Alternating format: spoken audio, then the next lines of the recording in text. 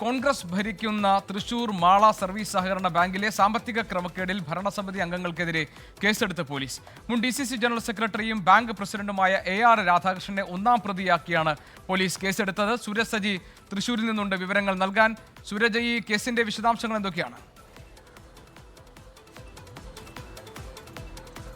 GK, ഏതാനും മാസങ്ങൾക്ക് മുൻപാണ് ഈ ബാങ്കിൽ നടന്ന ക്രമക്കേടിന്റെ വിവരങ്ങൾ 24 തന്നെ പുറത്തുവിട്ടത്. സഹകരണ വകുപ്പ് നടത്തിയ ഓഡിറ്റിൽ ഈ ബാങ്കിൽ വലിയ രീതിയിൽ ക്രമക്കേട് നടന്നുവെന്ന് കണ്ടെത്തിയിരുന്നു. പക്ഷേ ആ റിപ്പോർട്ട് നിലനിൽക്കെ ഒരു നടപടിയുമായി മുന്നോട്ട് പോകാത്ത സാഹചര്യത്തിലാണ് നമ്മൾ റിപ്പോർട്ട് പുറത്തുവിട്ടത്. ഇതിന് തൊട്ടു പിന്നാലെ സഹകരണ വകുപ്പ് തന്നെ ഈ വിഷയത്തിൽ ഒരു അന്വേഷണം നടത്തുകയും അതിനുശേഷം ഈ അംഗങ്ങൾക്കെതിരെ നടപടിയുമായി മുന്നോട്ട് പോകുന്നതിനിടയിലാണ് ഇപ്പോൾ പോലീസ് ഈ ഭരണസമിതിക്കെതിരെ കേസെടുത്തിരിക്കുന്നത്. മുൻ DCC ജനറൽ സെക്രട്ടറിയും ബാങ്ക് പ്രസിഡന്റുമായ AR രാധാകൃഷ്ണനെ ഒന്നാം പ്രതിയാക്കിയാണ് ഇപ്പോൾ പോലീസ് കേസെടുത്തിരിക്കുന്നത്. മുൻ ബാങ്ക് പ്രസിഡന്റ് ജോഷി പെരേപ്പാടനടക്കം 19 ഡയറക്ടർ ബോർഡ് അംഗങ്ങളെയും കേസിൽ പ്രതികളാക്കിയിട്ടുണ്ട്. 2006 മുതൽ 2024 വരെ 18 വർഷത്തിനിടയിൽ 10 കോടി രൂപയുടെ ക്രമക്കേട് നടന്നുവെന്നുള്ളതായിരുന്നു സഹകരണ വിഭാഗം നടത്തിയ അന്വേഷണത്തിൽ കണ്ടെത്തിയിരുന്ന. ഈ ക്രമക്കേടുകളിൽ ഡയറക്ടർ ബോർഡ് അംഗങ്ങളടക്കം മറ്റ് 20 പേരെയും പ്രതി ചേർത്തിരുന്നു.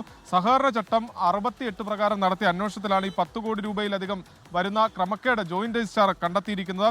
22 കോടി രൂപ നഷ്ടത്തിലാണ് ബാങ്ക് പ്രവർത്തിക്കുന്നത് എന്നുകൂടി ഇതിന്റെ ഭാഗമായി കണ്ടെത്തിയിട്ടുണ്ട്. എന്തായാലും ഈ ബാങ്ക് ഭരണസമിതി അംഗങ്ങളിൽ ഇപ്പോൾ പ്രതിയാക്കിയവരിൽ ചിലർ ഒളിവിൽ കഴിയുകയാണ്. അവരെ കൂടി അടിയന്തരമായി കണ്ടെത്തുന്ന നടപടികളിലേക്ക് കടക്കും എന്നുള്ളതാണ് പോലീസ് വ്യക്തമാക്കുന്നത്. GK.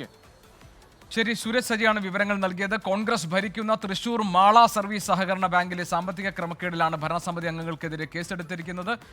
ഇതിന്റെ വാർത്ത നേരത്തെ തന്നെ റിപ്പോർട്ട് ചെയ്യപ്പെട്ടതാണ്. സൂരജ് സജി അതിന്റെ വിശദാംശങ്ങൾ പങ്കുവയ്ക്കുകയായിരുന്നു ഇപ്പോൾ.